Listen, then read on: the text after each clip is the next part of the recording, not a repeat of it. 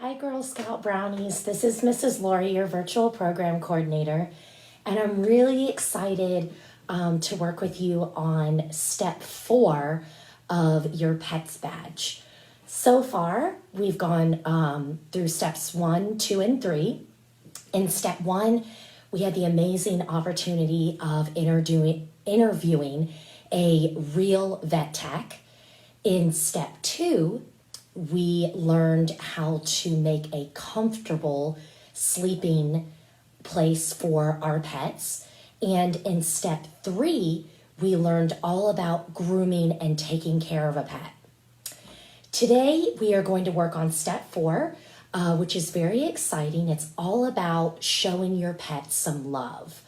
And since I've been talking a lot about my cat Finn, we're going to use him as a model again today, and we are actually going to work on making some do-it-yourself at-home pet toys that you can use with your own cat or with any pet that you have or that you choose to have.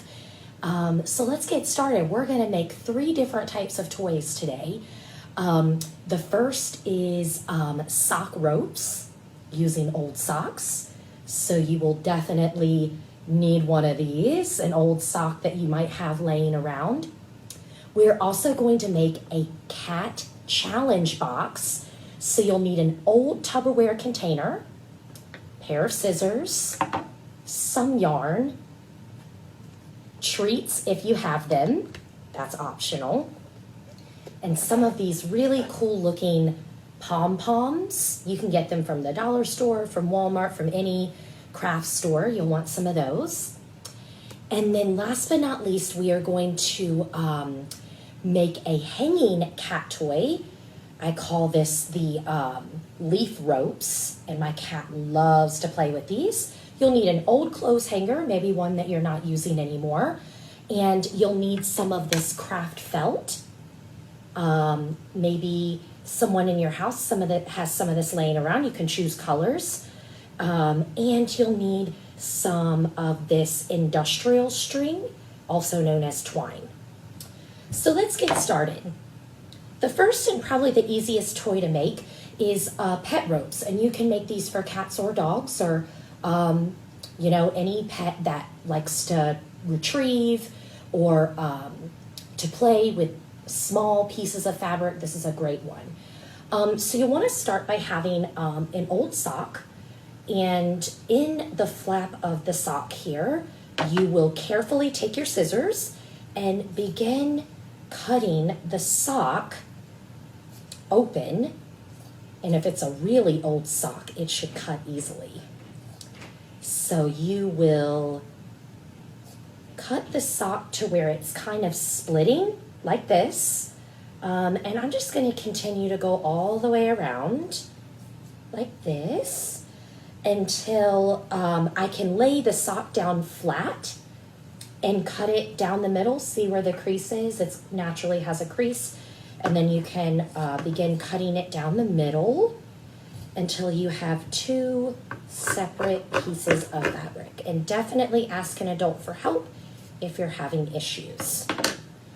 So you'll end up with basically one side of the sock and then the other side of the sock. And all you have to do is take the sock and kind of roll it like this in a band and then make a knot. And you can make as many knots as you want in the sock. So I like to kind of double up here. So you can make double. There you go. And then I'll do this one. So make sure that it's rolled tight. And I love to do this with old socks rather than getting rid of them. I'm all about recycling and reusing. So this is a great way to recycle and reuse old socks that you can't really wear anymore, especially if they get holes in them. So these are double knotted. We'll let Finn try these out here in just a minute. The second toy that we're going to make is called a cat challenge box. And this one is a favorite of mine.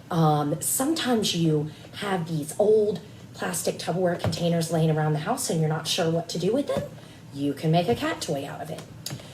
So what you're going to do with the lid first is, and you will really need help from an adult with this, is I puncture a slit into two parts of the container. And then I use my scissors to go around and cut these circles, which I've already done prior to this video. You can put in as many holes as you want. I recommend not going over 3. This one has 2. And then you find items that you think your cat will really love to play with. Finn really loves to play with these pom-pom balls, so I put some of those in there. I'll get string or yarn, and I'll throw like a piece of yarn in there. And then cat treats are definitely a hit.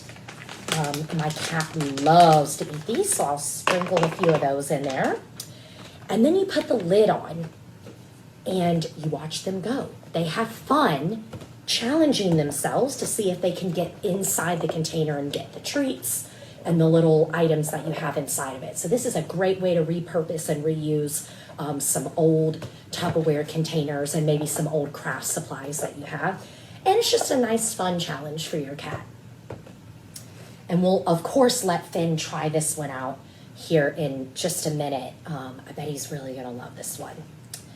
The next one that we're gonna make is the leaves on string, which my cat also loves. What I like about reusing the old clothes hanger is that it can hang on a doorknob. So it can actually hang up, it can be off the ground, but you can also hold it like this and drag it along the floor for your cat. So it's kind of a multi-purpose. You'll need some twine like this. You cut off some links of twine. They can actually, you can put as many as you want on the clothes hanger. I chose to put 2 on this one. You can have some up here, you can have some here, you can have multiple strings, and they can be all different lengths.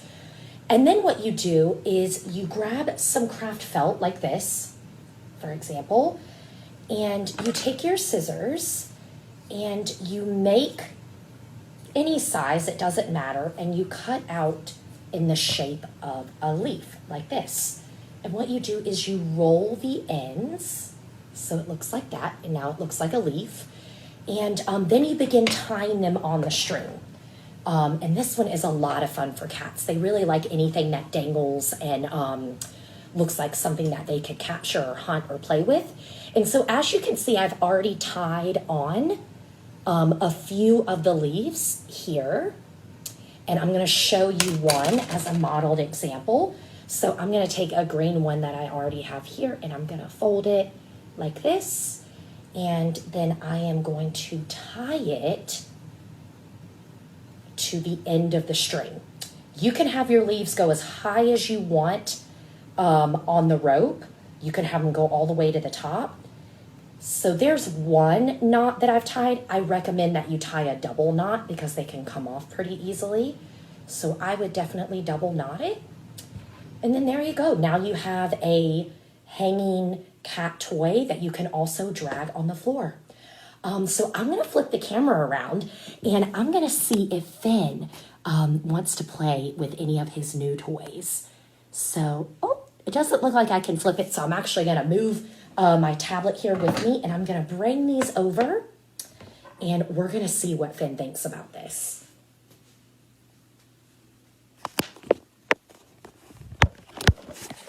So I'm gonna bring everyone over here to my cat Finn so that we can watch him playing. He definitely loves fabrics. I'm gonna lay these out for him, the little sock ropes, and he absolutely loves to scatter these around the house. And here he has the leaves that you can see are already dangling. You can easily hang these on the door so that the cat can come by and swing them and play with them. And this one is probably gonna be his favorite, which is the challenge box, which has treats in it. So I'm definitely gonna leave that out for him. You'll watch him kind of sniff it. Sometimes I'll pull a treat out just to get him interested in it and then drop it inside. And then he starts to sniff around and it gives your cat a nice little challenge activity that they can play with. As you can see, he's coming up and saying, "Thank you, Mom, for all these new toys that I get to play with."